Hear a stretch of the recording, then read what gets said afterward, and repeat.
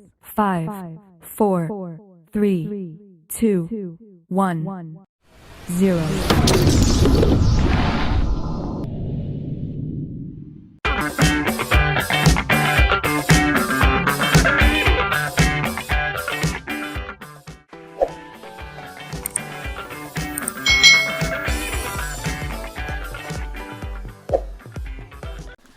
Hai, selamat datang di channel YouTube Kak Citra. Apa kabar adik-adik semuanya? Kak Citra berharap kalian dalam keadaan yang baik, sehat, dan siap untuk belajar ya. Hari ini kita akan belajar bersama-sama untuk mata pelajaran tematik kelas 4. Kita belajar di tema 9, Kayanya Negeriku, subtema 3, Pelestarian Kekayaan Sumber Daya Alam di Indonesia, pembelajaran yang kelima. Mari adik-adik kita belajar dengan penuh semangat ya. Adik-adik perhatikan kedua gambar berikut ini. Nah, kedua gambar ini menunjukkan adanya penebangan hutan secara liar.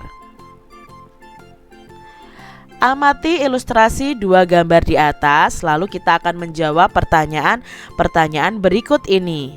Yang pertama, coba jelaskan perubahan lingkungan alam yang tampak pada gambar-gambar di atas adik-adik. Nah, di sini perubahan yang terjadi pada gambar adalah hutan yang awalnya lebat menjadi hutan yang gundul. Menurutmu apa yang menjadi penyebab dan yang menjadi dampak perubahan alam pada gambar di atas? Yang menjadi penyebabnya adalah orang yang menebang pohon secara berlebihan dan tidak melakukan yang namanya reboisasi atau penanaman kembali. Jelaskan dampak yang ditimbulkan dari perubahan tersebut. Nah, dampaknya hutan yang gundul mengakibatkan makhluk hidup yang tinggal di hutan itu menjadi tidak mempunyai tempat tinggal, serta persediaan air akan berkurang karena berkurangnya hutan adik-adik. Jadi dampak dari penebangan pohon sembarangan itu sangat banyak ya. Yang pertama adalah makhluk hidup yang tinggal di hutan ya otomatis tidak mempunyai tempat tinggal. Lalu tidak ada tempat untuk meresap air ya. Jadi di situ nanti apa? Persediaan air akan berkurang. Lalu kalau hutan gundul otomatis akan menyebabkan banjir dan tanah longsor juga. Nah, adik-adik kita harus mau menjaga hutan kita. Adik-adik carilah informasi dan data tentang contoh perubahan alam yang disebabkan karena aktivitas manusia melalui tulisan pada buku atau pada majalah, surat kabar atau artikel di internet. Jadi kalian mencari informasi contoh perubahan alam yang disebabkan aktivitas manusia. Nah, di sini contohnya Kak Citra punya dalam bentuk tabel. Itu contoh perubahan yang terjadi adalah pemanasan global atau global warming. Keadaan sebelumnya apa? Perubahan iklim dan cuaca itu terjadi secara teratur. Tetapi setelah ada pemanasan global, perubahan iklim dan cuaca itu tidak menentu dan suhu di bumi itu akan semakin meningkat.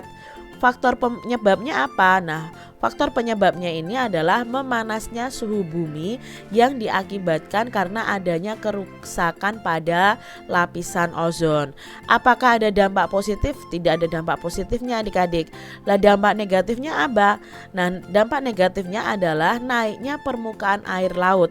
Mengapa kok naik? Nah, karena di sini lapisan ozonnya rusak adik-adik, otomatis es di kutub utara itu akan mencair dan membuat air di permukaan laut itu semakin naik atau semakin tinggi. Dan di sini dampak negatifnya adalah gagal panen karena musimnya tidak menentu. Jadi petani akan gagal panen karena musimnya yang tidak teratur ini. Contoh perubahan yang ada di sekitar kita adalah tanah longsor misalnya. Jalan umumnya tidak tertutup timbunan tanah ataupun pepohonan. Itu keadaan sebelumnya. Tapi setelah terjadi tanah longsor, jalan itu menjadi rusak dan rumah-rumah warga juga bisa menjadi rusak. Itu faktor penyebabnya apa? Oh, terjadi penebangan liar yang tidak diikuti dengan reboisasi atau penanaman kembali. Dampak negatifnya apa? Oh, rusaknya jalan menyebabkan kemacetan serta bisa jatuhnya korban dari harta maupun maupun korban jiwa.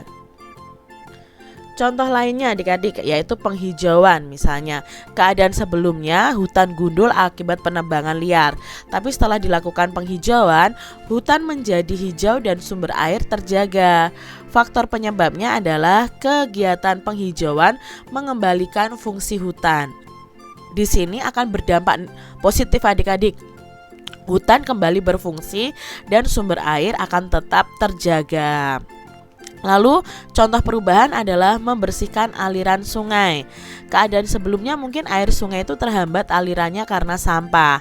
Keadaannya sekarang air sungai itu mengalir lancar dan tidak terjadi banjir ketika kita mau membersihkan aliran sungai.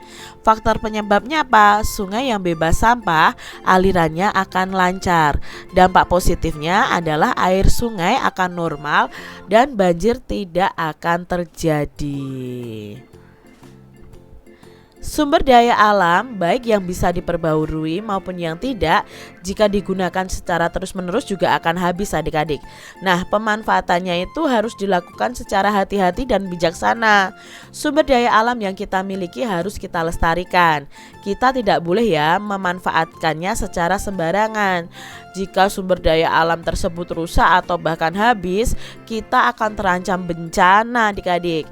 Nah, hal ini merupakan perwujudan dari pelaksanaan hak dan kewajiban kita terhadap lingkungan dan sumber daya alam. Nah, melestarikan lingkungan merupakan hal yang wajib kita lakukan. Agar sumber daya alam tetap lestari, kita harus melakukan usaha seperti berikut ini adik-adik. Yang pertama, ayo kita menghemat bahan bakar dan kita menghemat listrik juga. Yang kedua, gunakan energi alternatif, misalnya energi matahari dan energi air, energi angin ya. Lalu kita menanam kembali hutan-hutan yang gundul atau disebut juga dengan reboisasi. Lalu yang keempat, melakukan pembibitan jenis tanaman unggul.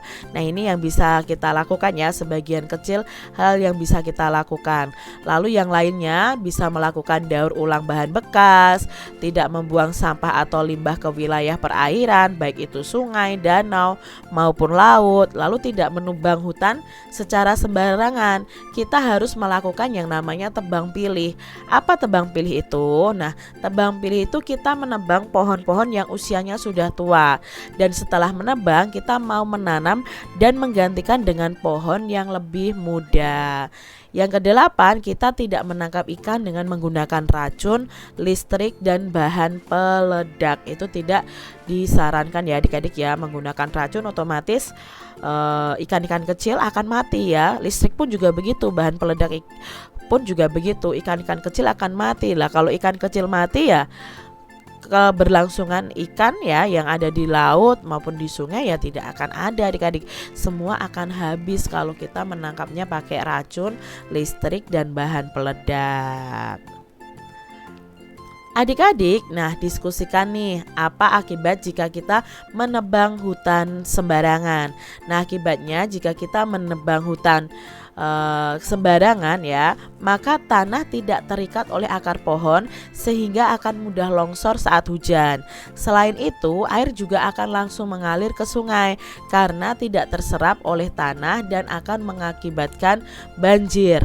Nah, selain itu persediaan udara pun akan semakin berkurang adik-adik, karena kita tahu ya oksigen yang kita hirup itu berasal dari tumbuhan. Kalau tumbuhan kita semakin sedikit ya otomatis semakin sedikit pula oksigen yang ada di lingkungan kita. Kumpulkan informasi dari mungkin buku, koran, atau majalah, atau artikel tentang usaha-usaha pelestarian sumber daya alam. Nah, di sini Kak Cira hanya memberikan beberapa contoh saja. Kalian bisa mencari di sumber lain adik-adik ya.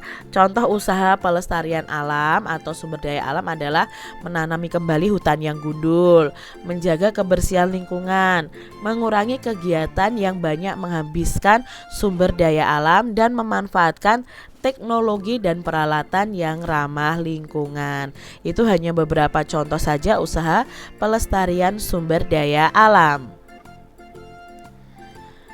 Buatlah uraian singkat tentang akibat buruk apabila tidak melakukan pelestarian sumber daya alam. Nah, Ada begitu banyak dampak negatif yang ditimbulkan apabila kita itu tidak menjaga sumber daya alam yang baik.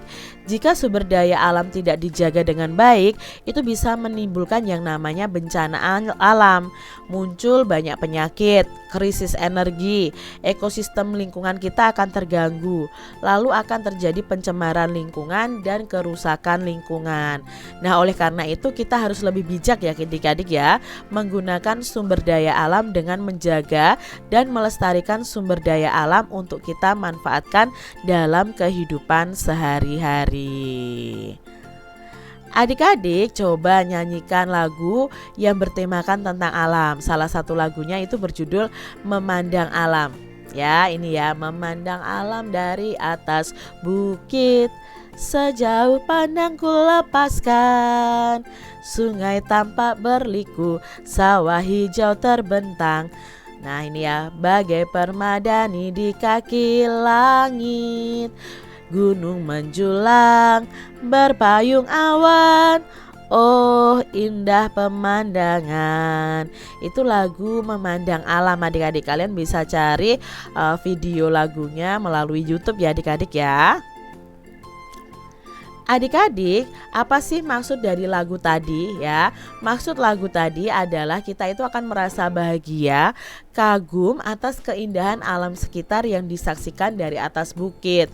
Dimana kalau kita melihat dari atas bukit itu sungai itu terlihat berliku-liku, sawah hijau itu terbentang bagai permadani di kaki langit, serta gunung yang menjulang itu berpayung awan.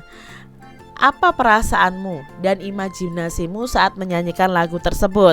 Nah, perasaan kita saat menyanyikan lagu itu mungkin damai, bahagia, dan kita bisa membayangkan saat berada di atas bukit dan memandang keindahan alam yang indah di bawahnya. Demikian tadi adik-adik pembahasan kita di tema 9, subtema 3 pembelajaran yang kelima. Semoga video pembelajaran ini bermanfaat ya untuk adik-adik semuanya. Dan sampai jumpa lagi di video pembelajaran Kak Citra selanjutnya. Tuhan memberkati. Jangan lupa tekan tombol subscribe, lalu tekan loncengnya, tekan juga tombol like, lalu share ke media sosial kalian. Jangan lupa untuk ikuti media sosial Kak Citra. Terima kasih.